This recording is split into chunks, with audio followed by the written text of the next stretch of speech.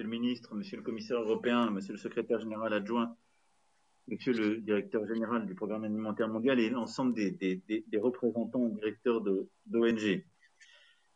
C'était, je le disais, un engagement que j'avais pris il y a un an à peu près, lorsque nous nous étions retrouvés à l'Élysée sur la situation en Syrie, de participer à cette conférence nationale humanitaire qui vient de se tenir. Et malgré les contraintes liées au moment, par le truchement de cette visio, je suis heureux de pouvoir honorer cet engagement. Parce que les valeurs qui sont les vôtres, les valeurs que nous portons, celles d'humanisme, de solidarité, de respect du droit, me paraissent plus essentielles sans doute encore aujourd'hui qu'hier. Et c'est le fil aussi directeur d'une journée qui nous a vu avec le Premier ministre, le ministre et plusieurs de ses collègues tout à l'heure tenir un conseil présidentiel pour le développement où nous avons confirmé notre trajectoire d'APD et mise en place de nouveaux modes pour innover dans le financement du développement, reconstruire aussi l'expertise française plus forte à l'international. Je voulais vraiment remercier l'ensemble des acteurs qui ont témoigné aujourd'hui parce qu'ils sont au fond les visages de cet engagement. Philippe Gachon l'a fait au nom collectif, mais Nadia Mourad, Rona Khan, Dr Bewa, merci d'être là. Et derrière vous, moi je vois le visage de ces jeunes comme ceux de Franck, Sarah, Raphaël, Marie, Oumaïma, Emmanuel, engagés dans des ONG humanitaires et de développement qui agissent sur le terrain. Et Acted nous a rappelé, c'est passé cet été au Niger, nous a rappelé à quel point les engagés de l'action humanitaire internationale étaient jeunes, porteurs de ces idéaux, et à quel point ils portaient aussi, je crois pouvoir le dire, une part du sens de cette volonté de faire l'histoire que notre jeunesse a.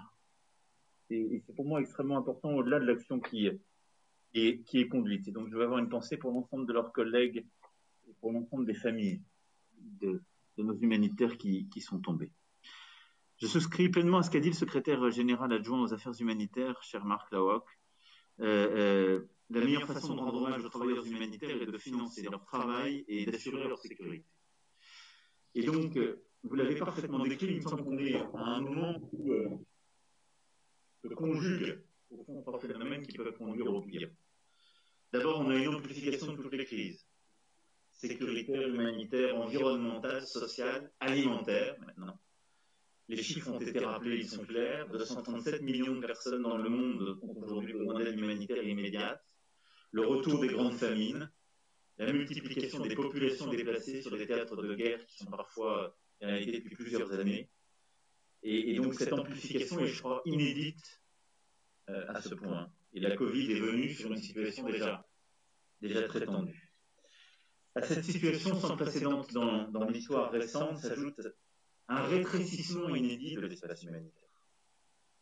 Et c'est ce que soulignait lors de notre entretien avant-hier le président du CICR, dont je salue aussi le rôle, ainsi que toute son organisation, et je sais qu'il était avec vous ce matin dans le cadre de vos travaux. Mais l'espace humanitaire, qui est notre patrimoine commun, est de plus en plus occupé par des acteurs ou des puissances qui en violent la neutralité, qui l'instrumentalisent, qui criminalisent l'action des ONG, qui mettent en danger les personnels humanitaires. Et cette restriction de l'espace humanitaire, elle est liée au fait que des grandes puissances, y compris parfois certaines qui sont membres permanents du Conseil de sécurité, ont de l'hostilité sur le terrain à l'égard des humanitaires, où on peut l'avoir, des grandes puissances régionales ont décidé de l'avoir, et qu'on a sur beaucoup de théâtres de guerre une action aujourd'hui de groupes armés qui ne sont pas étatiques, mais milices, proxy ou autres, qui menacent le travail humanitaire et contribuent à cette réduction en venant parfois au contact ou au conflit avec d'autres groupes terroristes. Les chiffres, vous les avez là aussi rappelés, sont extrêmement éloquents. L'an dernier, 483 travailleurs humanitaires ont été attaqués, 125 tués, 234 blessés, 124 kidnappés, lors de 277 incidents distincts. Et la dernière décennie a connu une augmentation de 117% des attaques par rapport à la période précédente. C'est une recrudescence évidemment sans précédent contre l'ensemble des humanitaires également aussi contre les travailleurs de santé qui a été enregistré en 2019, alors même que la pandémie arrivait.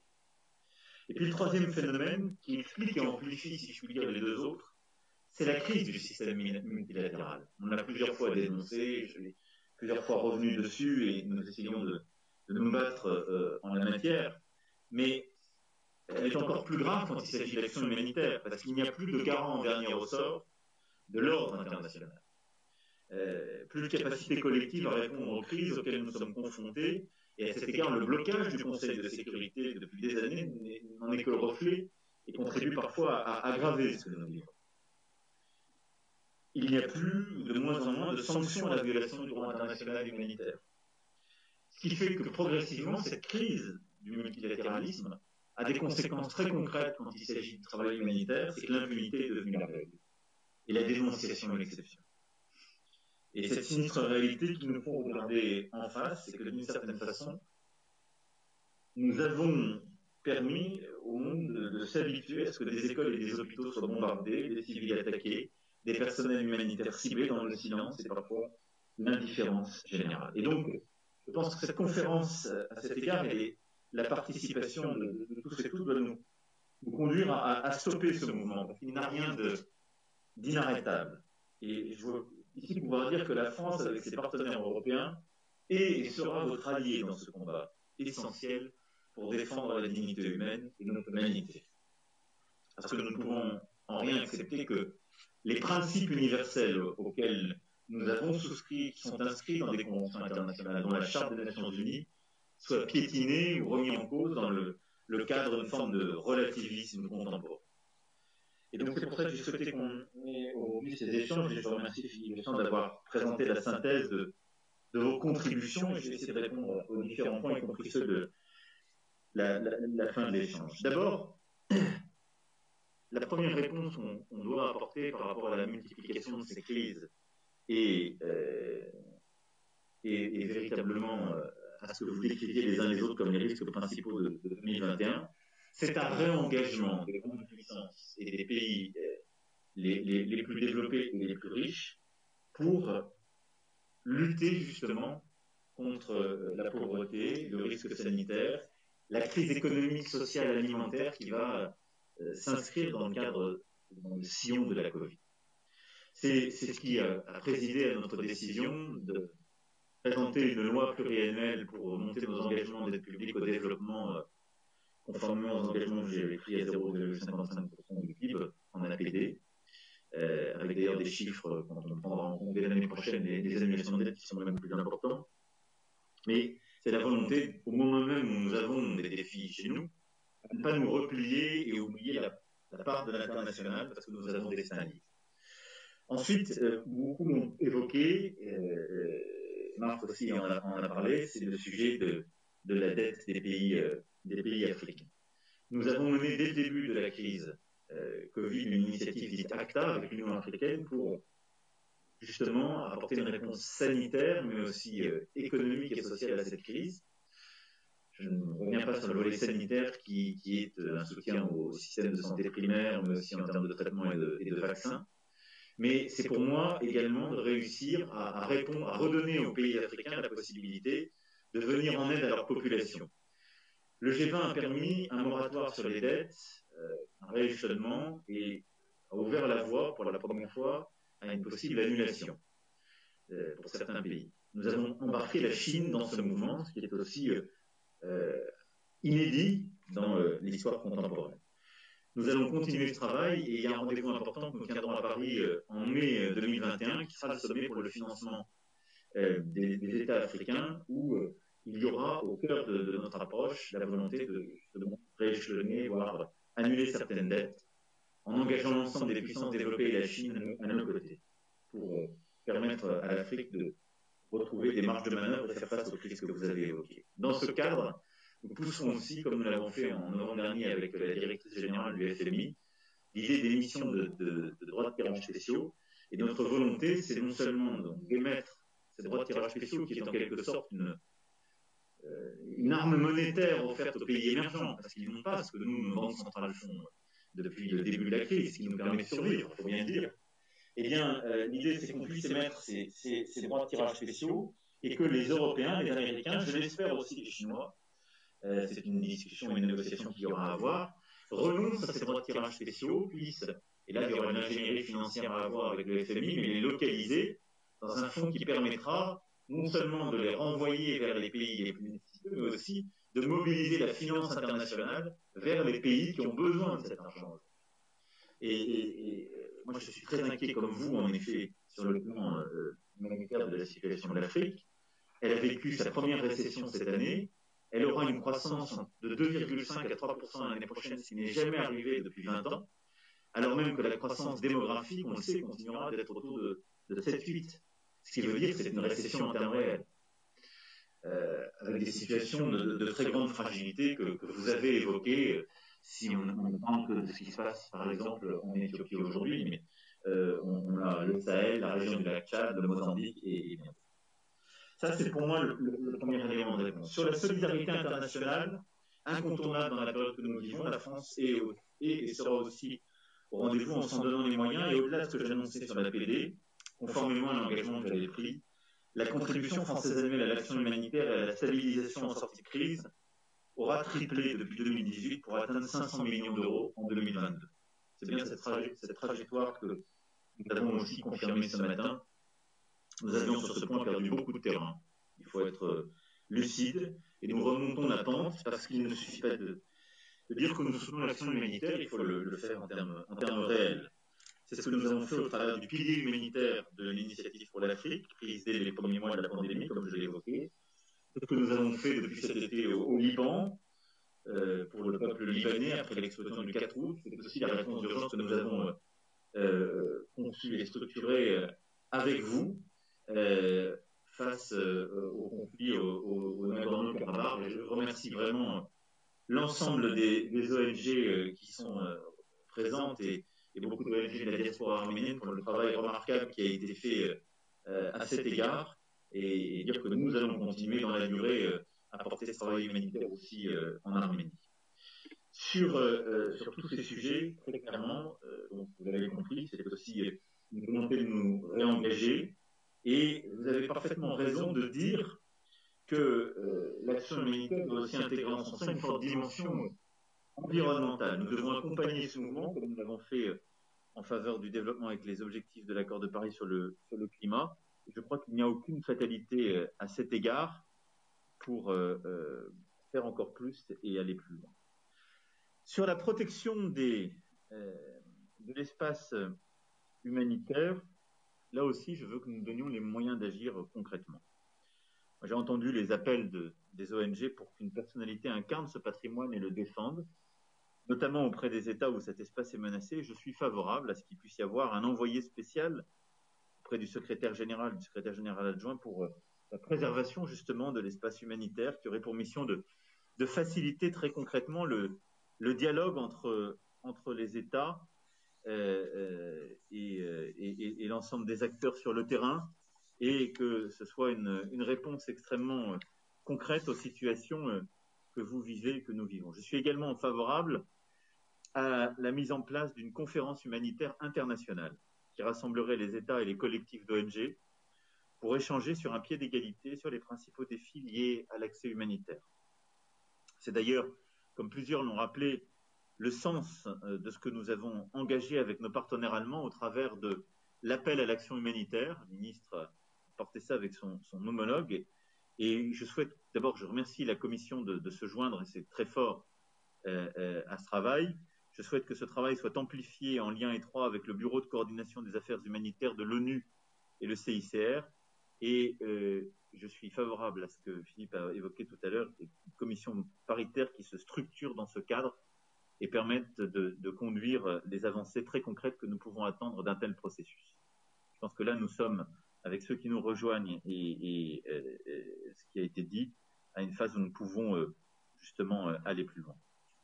Sur les risques de criminalisation de l'action humanitaire qui ont été évoqués. Ils sont très importants. On a eu plusieurs fois l'occasion d'échanger sur ce sujet ensemble. Et je pense que c'est un sujet d'ailleurs qui, au fond, vient refléter la transformation des grands conflits internationaux leur hybridation, si je puis dire, et le fait qu'on a des puissances régionales qui travaillent avec des groupes locaux, créent beaucoup de troubles, qu'on a des groupes armés non étatiques et qui se multiplient et qui utilisent aussi sur le terrain l'action humanitaire, ce qui rend la situation extrêmement compliquée et ce qui a créé des situations parfois impossibles pour vous, j'en ai pleinement conscience. À nouveau, je pense qu'il nous faut continuer à être tous très clairs. Il ne faut jamais tomber dans le piège d'opposer la lutte contre le terrorisme et le soutien à l'action humanitaire. Ça n'aurait aucun sens. Tant et si bien d'ailleurs que l'action qui est la vôtre fait partie de ce qui nous permet d'éradiquer dans la durée le terrorisme. Parce que le terrorisme se nourrit aussi de la grande pauvreté, de l'anomie. Nadia le sait ô combien, et je veux encore une fois saluer son travail dans le Sinjar, et c'est aussi pour ça qu'on avait pris cette décision d'accueillir sa femme Yezidi. Je pense qu'on ne peut créer de la vraie stabilité que si on associe parfois l'action militaire qui est indispensable, une politique humanitaire, une politique de développement qui consiste à s'occuper des populations, leur permettre ensuite de revenir le plus vite possible dans des conditions de sécurité et de stabilité politique sur leur territoire d'origine et en les aidant à se développer. Les principales ONG humanitaires françaises présentes ce soir ont depuis plusieurs années fourni des efforts importants pour justement se mettre en conformité avec les mesures relatives à la lutte contre le blanchiment, le financement du terrorisme, tel qu'est dicté par le GAFI. Moi, je veux saluer cet effort de responsabilité et de transparence. Nous devons le poursuivre dans le cadre de la redevabilité, ça a été très bien dit, et en lien avec la progression des financements. Et nous devons, dans le même temps, aider les acteurs humanitaires à continuer d'agir, y compris sur les théâtres de crise les plus complexes. Très concrètement, ça veut dire aider à chaque fois à transférer les ressources, les personnels, les crédits, là où ils sont nécessaires pour que l'action humanitaire puisse bénéficier aussi efficacement et rapidement que possible à ceux qui en ont besoin. Alors nous avons tous un rôle à jouer et une vigilance à exercer pour faire en sorte que les dispositifs de lutte contre le terrorisme fonctionnent, que les régimes de sanctions qui sont un outil essentiel de gestion et de prévention des crises soient efficaces, mais qu'ils permettent aussi à chaque fois une action humanitaire indispensable. C'est la raison pour laquelle j'ai souhaité que sous l'égide du ministère de l'Europe et des Affaires étrangères et du ministère de l'Économie, des Finances et de la Relance soit mis en place un dialogue en confiance entre les banques et les acteurs humanitaires. C'est la première étape indispensable pour rapprocher ces deux univers et faire en sorte qu'ils se comprennent mieux, dans le respect des obligations, des missions de chacun, et avec un objectif simple qui est précisément de travailler mieux ensemble pour permettre de continuer les actions utiles, y compris dans les théâtres les plus complexes, là où il y a des sanctions, là où il y a une pression accrue, on le sait bien, parce que beaucoup d'acteurs étatiques et non étatiques participent de l'action terroriste. Des premières solutions ont été identifiées. Très concrètement, les efforts engagés par les services de l'État et l'autorité de contrôle prudentiel et de résolution, la CPR, ont permis d'offrir justement un espace de dialogue aux ONG avec les départements conformité des banques et de s'assurer que les bonnes pratiques bancaires ainsi que les procédures de demande de dérogation soient mieux connues, notamment en les formalisant dans des guides pédagogiques à destination des ONG. Je veux que d'ici à 6 mois, nous ayons finalisé ce travail, donc des ONG avec les départements conformité des banques, pour qu'on puisse stabiliser, structurer, sécuriser ces canaux de financement sans faire courir de risques aux ONG qui agissent et aux banques évidemment qui opèrent. Dans le même esprit, j'ai demandé aux administrations concernées d'identifier des solutions concrètes, opérationnelles, pour tenter d'apporter les réponses pratiques à toute difficulté qui pourrait survenir en matière de transfert financier pour éviter que des menaces de poursuite entravent indûment l'action d'acteurs qui ont mis en place pourtant des contrôles robustes. C'est ce que ces guides permettront de faire. Là aussi, d'ici à 6 mois, je veux qu'on ait fini ce travail qui était attendu. Je vous remercie d'ailleurs d'avoir contribué avec les ministères à celui-ci. Je pense que ça répond au point que à juste titre. J'ai aussi demandé aux gardes des Sceaux, par le biais d'une circulaire, d'appeler l'attention des parquets sur la spécificité de leur mission des organisations humanitaires, de leurs acteurs, et sur la protection dont ils bénéficient au regard du droit international humanitaire. C'était l'une de vos demandes fortes que ce droit soit pleinement reconnu, et donc une circulaire du garde des Sceaux permettra de manière très concrète de le reconnaître et d'en informer l'ensemble des parquets de France. Votre indépendance d'action, vous l'avez très bien rappelé, se décline à travers des principes d'humanisme, de neutralité d'impartialité, d'indépendance portée par le droit international humanitaire. Et dans cette perspective, la France continuera, bien sûr, à faire une entière application, et je le dis ici avec beaucoup de force et une clarté complète. Nous appliquerons totalement le principe de non-discrimination dans l'attribution de l'aide suivant les besoins des populations en situation de risque humanitaire. C'est sur ces principes que vous fondez la protection de vos personnels vis-à-vis des protagonistes des conflits. Enfin, et là encore, afin de faciliter l'action humanitaire sur le terrain, je souhaite que la France, en concertation avec les ONG, étudie au cas par cas, selon les besoins, l'opportunité d'introduire ou d'améliorer les dispositifs de dérogation contenus dans les régimes de sanctions de l'Union européenne, comme des Nations Unies. Il est très difficile d'établir un régime de dérogation généralisé, parce que ça dépend aussi de qui on parle et des théâtres d'opération. Mais je souhaite que nous puissions avoir cette étude au cas par cas et que nous puissions le faire. Et donc avec le centre de crise en l'espèce, qui joue ce rôle, et merci encore à l'ambassadeur Chevalier pour vraiment le travail de confiance qu'il mène avec vous et l'efficacité sur le terrain. Je souhaite qu'on puisse mener ce travail, si je puis dire, de déconfliction, du coup de dérogation très claire à tous les dispositifs de sanctions et que nous puissions engager nos partenaires européens dans ce travail. Ce sont des engagements ambitieux, difficiles, mais j'estime qu'il nous faut les porter pour être à la hauteur de l'action qui est la vôtre. Sur la mise en œuvre du droit humanitaire et la lutte contre l'impunité, enfin, nous allons là aussi renforcer notre action. Prenons d'abord pour nous-mêmes toutes nos responsabilités. Notre plan national de formation au droit international humanitaire à l'initiative du ministère de l'Europe et des Affaires étrangères est finalisé. Il vise l'ensemble des acteurs français, militaires, les diplomates, les hauts fonctionnaires, afin qu'ils puissent, dans leur domaine d'action respective, promouvoir et relayer le droit international humanitaire. Ce plan prévoit également des actions de soutien et de formation de la France en faveur des acteurs étrangers susceptibles d'intervenir dans des zones de conflit.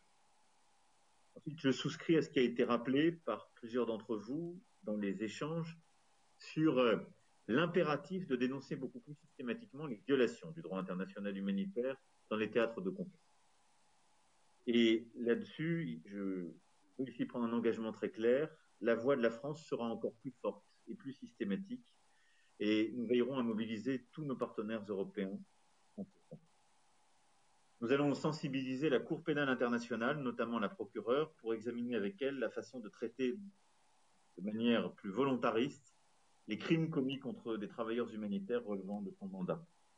En fonction des circonstances, certains crimes commis contre des acteurs humanitaires pourraient en effet être qualifiés de crimes de guerre, voire de crimes contre l'humanité, donc relever de la compétence de la Cour. La France engagera un travail d'analyse pour introduire, lorsque cela est nécessaire, dans les régimes de sanctions des Nations Unies et de l'Union européenne, un critère de désignation permettant de cibler les auteurs des violations graves du droit international humanitaire, y compris les commanditaires. Il s'agit d'un travail que nous devrons mener avec nos partenaires de l'Union européenne et du Conseil de sécurité. À titre national, nous développerons des actions de coopération dans le domaine judiciaire avec les États qui le souhaitent, afin qu'ils puissent de manière plus efficace ouvrir des enquêtes, engager des poursuites en cas de crimes contre les travailleurs humanitaires. Enfin, dans le cadre de la présidence française du Conseil de sécurité des Nations Unies, en juillet 2021, nous organiserons une réunion sur la préservation de l'espace humanitaire, incluant la lutte contre l'impunité. Voilà les quelques premiers éléments de réponse très précis, pardon si j'étais trop détaillé, mais comme vous l'avez été dans vos interpellations, je souhaitais au maximum revenir sur chacune d'entre elles. Voilà les éléments sur lesquels nous allons continuer d'avancer au-delà de la réunion d'aujourd'hui. Cette action, elle est et doit être fondamentalement européenne, et je remercie notre commissaire, cher Yanès, d'être avec nous aujourd'hui. Son engagement est important et il l'a montré sur le terrain comme aujourd'hui en étant avec nous. Je remercie le PAM comme le secrétaire général adjoint d'être aussi à nos côtés. Les questions que nous avons soulevées aujourd'hui, nous les porterons aussi dans le cadre de la présidence française de l'Union européenne, avec la volonté là également d'arriver à des conséquences très concrètes, y compris sur le plan normatif en la matière. Voilà les quelques points que je souhaitais apporter dans le cadre de dans cette conférence. Je veux vous redire vraiment la fierté qui est la nôtre de travailler à vos côtés et d'essayer à chaque fois de vous aider, de vous apporter une réponse, d'accompagner votre action sur le terrain, parce que vous représentez des femmes et des hommes de courage qui sont mus par des valeurs et qui font que, je puis dire, y compris et surtout lorsque nous sommes dans cette situation de crise sanitaire, économique et sociale, c'est ce principe de dignité humaine. C'est pour cela que l'action que vous menez prend un sens tout particulier et qu'elle contribue aujourd'hui à faire l'histoire. Donc je vous remercie de cela.